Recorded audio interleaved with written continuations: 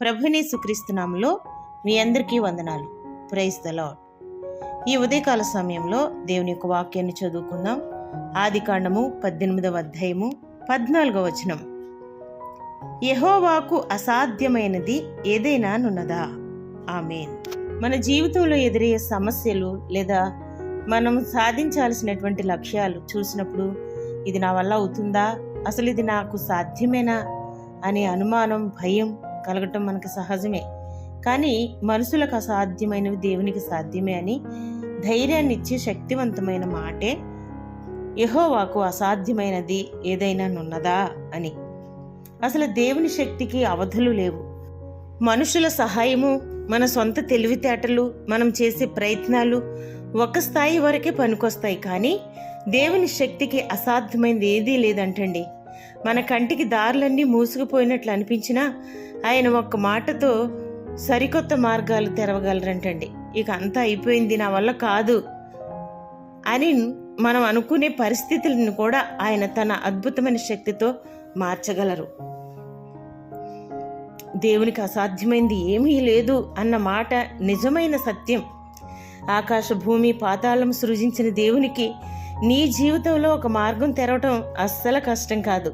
నీవు నమ్ముకున్న దేవుడు సమయం దాటిపోయినా సరే ఇచ్చిన మాటను నెరవేర్చి అద్భుత కార్యం జరిగించగల సమర్థుడు. Praise the lord.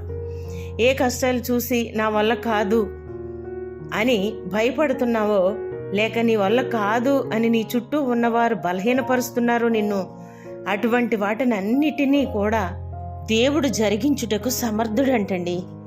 సర్వశక్తుడైన దేవుడు నీ జీవితంలో నీ వల్ల కాదు అన్నవన్నీ జరిగించి నిన్ను గొప్ప చేయగలరు.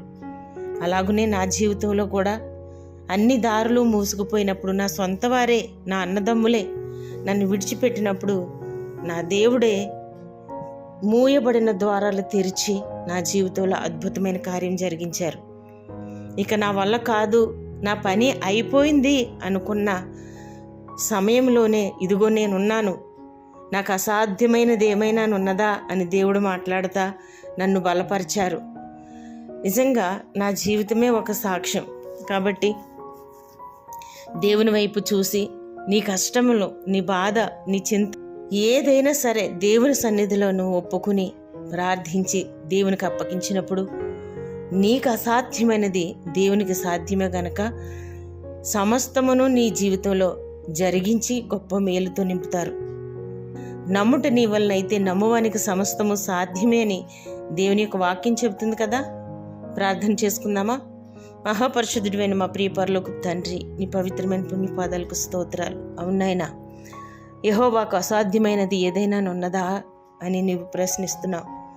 అవును తండ్రి, నమ్ముట నీ వలనైతే నమ్మవానికి సమస్తము సాధ్యమని నీ వాక్యం చెబుతుంది. నమ్మే ఆ విశ్వాసము మాకు దయచేయండి.